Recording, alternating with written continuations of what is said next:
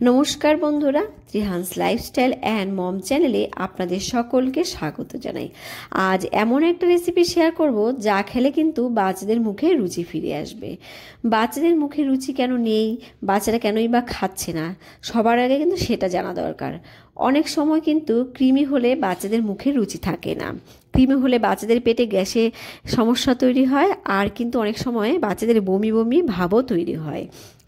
এছাড়া কিন্তু হিমোগ্লোবিনের মাত্রা কমে গেলে বাচ্চাদের মুখে রুচি থাকে না, জিঙ্কের পরিমাণ কমে গেলে বাচ্চাদের মুখে রুচি থাকে না। হিমোগ্লোবিন বাচ্চাদের শরীরে না থাকলে কিন্তু কখনোই বাচ্চাদের মুখে রুচি আসবে না। তাই বাচ্চাদের খাদ্য তালিকায় এমন কতগুলো খাবার বেছে নিতে হবে যে খাবারগুলোতে আয়রন, জিঙ্ক রয়েছে। তো যাই হোক, কথা না বাড়িয়ে চলে এলাম আমার মূল রেসিপিতে। প্রথমে গ্যাসে একটা প্যান বসিয়ে দিয়ে দিচ্ছি অল্প পরিমাণে ঘি। ঘিতে রয়েছে হেলদি ফ্যাট, যা কিন্তু বাচ্চার মস্তিষ্ক বিকাশে সাহায্য করে, এছাড়া কিন্তু ওজন বাড়াতেও সাহায্য করে। তো ঘিটা আমার গরম হয়ে গেছে, এখানে দিয়ে দিচ্ছি বাচ্চার চাহিদা অনুযায়ী রোল ওটস। এইবারে কিন্তু আমি গ্যাসের ফ্লেমটাকে লোতে রেখে ওটসগুলোকে নেড়ে চেড়ে নেব, আর ততক্ষণ পর্যন্ত নাড়বো যতক্ষণ না ওটসগুলো একটু ক্রিস্পি হয়। 8 মাসের আগে যদি বাচ্চাকে ওটস খাওয়ান তাহলে কিন্তু ঘিয়ে না ভেজে আপনারা শুকনো খোলায় ভেজে নিতে পারেন। তারপর এটাকে ব্লেন্ডারে দিয়ে গুঁড়ো করে রাখতে পারেন, আর সেই গুঁড়োটা কিন্তু আপনারা 15 থেকে 20 দিনের মতো বাচ্চাকে রেখে খাওয়াতে পারেন। তো যাই হোক, এখানে আমার ওটসগুলো ক্রিস্পি হয়ে গেছে, আর আমি দিয়ে দিলাম অল্প পরিমাণে খাবারের জল। বাচ্চার বয়স যদি 1 বছরের বেশি হয় আপনারা কিন্তু এখানে গরুর দুধও ব্যবহার করতে পারেন। এইবারে কিন্তু আমি ওটসগুলোকে ভালো করে রান্না করে নেব। ওটসে রয়েছে প্রচুর পরিমাণে পুষ্টিগুণ, যা কিন্তু একটা ভিডিওতে বলে শেষ করা যাবে না। ওটসে রয়েছে ম্যাগনেসিয়াম, ক্যালসিয়াম, পটাশিয়াম, রয়েছে আয়রন ও জিঙ্কের মতো খনিজ পদার্থ। আর এই আয়রন কিন্তু বাচ্চাদের হিমোগ্লোবিনের মাত্রা ঠিক রাখতে সাহায্য করে, জিঙ্ক কিন্তু বাচ্চাদের মুখে রুচি ফেরাতে সাহায্য করে। এছাড়া রয়েছে vitamin B6, vitamin E, vitamin K ও ফোলেট, যা কিন্তু শিশুর সার্বিক বিকাশে সাহায্য করে। আর দেখুন, আমি এই পর্যায়ে দিয়ে দিচ্ছি একটা আপেল। আমি কিন্তু একটা আপেলকে 30 মিনিট নুন জলে ভিজিয়ে রেখেছিলাম, এরপর ভালো করে ধুয়ে আমি খোসাটা ছাড়িয়ে নিয়ে এই যে এরমভাবে কেটে নিয়েছি, কেটে আমি এখানে অ্যাড করে নিলাম। এরপর কিন্তু আমি এগুলোকে ভালো করে সেদ্ধ করে নেব। আর আপনারা যদি বাচ্চাকে নিয়মিত ওটস খাওয়ান তাহলে কিন্তু বাচ্চারা হয়ে উঠবে শক্তিশালী। ওটসে রয়েছে ফাইবার, যা কিন্তু বাচ্চাদের কোষ্ঠকাঠিন্য কমাতেও সাহায্য করে। বাচ্চারা যদি চিবিয়ে খেতে না পারে তাহলে কিন্তু আপেলটা গ্রেট করে বা অথবা পিউরি করে ব্যবহার করতে পারেন। আপেলকে কিন্তু শক্তির পাওয়ার হাউসও বলা হয়ে থাকে।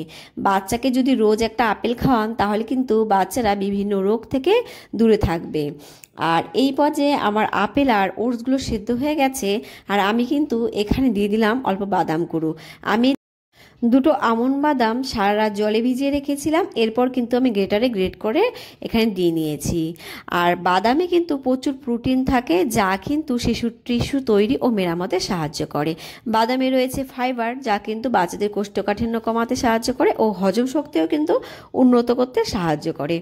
এছাড়া রয়েছে ভিটামিন ই, রয়েছে ম্যাগনেসিয়াম, ফসফরাস, ক্যালসিয়াম, রয়েছে আয়রন। আর এই পর্যায়ে দেখুন, মিষ্টির জন্য আমি দিয়ে দিচ্ছি অল্প অর্গানিক আখের গুড়। আর এই গুড়টা দিয়ে আমি কিন্তু হালকা একটু নেড়ে ছেড়ে নেব। আর বাচ্চার বয়স যদি 1 বছরের নিচে হয় আপনারা কিন্তু এখানে খেজুরও ব্যবহার করতে পারেন। আর আমি খুব একটা বেশি গুড় কিন্তু দিলাম না, কারণ আপেল থেকেই কিন্তু অনেকটা মিষ্টি খাবারে চলে আসে, আর খাবারটাও কিন্তু অনেকটা মিষ্টি হয়ে যায়। তো ফিরে আসলাম আমি খানিকক্ষণ বাদে, আর এই পর্যায়ে কিন্তু আমার খাবারটা অনেকটাই রেডি হয়ে গেছে। এইবারে আমি একটু ম্যাশারের সাহায্যে ভালো করে ম্যাশ করে নিচ্ছি। বাচ্চারা চিবিয়ে খেতে পারলে এখানে তো ম্যাশ করার কোনো প্রয়োজনই হয় না। আমিও খুব একটা ম্যাশ করি না, তবুও আজকে একটু ম্যাশ করে নিলাম।